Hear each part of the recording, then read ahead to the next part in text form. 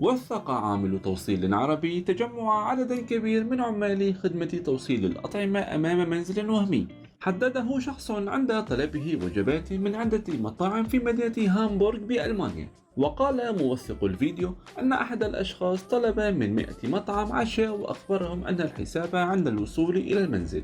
وعند قدوم عمال التوصيل لتسليم الوجبات تبين أن العنوان وهمي، ويظهر في الفيديو توقف عدد من السيارات تحت الأمطار من أجل توصيل الطلبات لصاحبها، قبل أن يتبين أن الأخير فعل فيهم مقلب جميعا. ووصف موثق الفيديو أن هذا الشخص بأنه غير طبيعي، وتساءل عن السبب الذي يجعله يفكر بهذه الطريقة. الأكل بهامبورغ، وانه الحساب على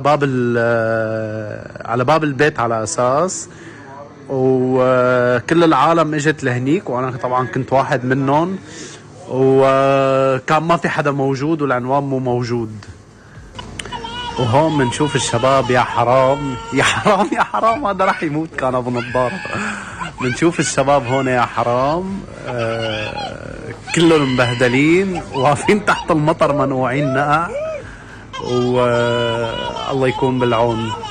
يعني ما بعرف انا شو راح يستفاد اللي عمل هيك، بس عن جد اين باستر، يعني هذا الزلمه مو طبيعي يا جماعه. يعني شو متعاطي انت لحتى طلع براسك هيك يا ابن الحلال؟ رساله لهذا الشخص، انت شو متعاطي لحتى طلع براسك هيك؟ يعني عن جد انت مو طبيعي.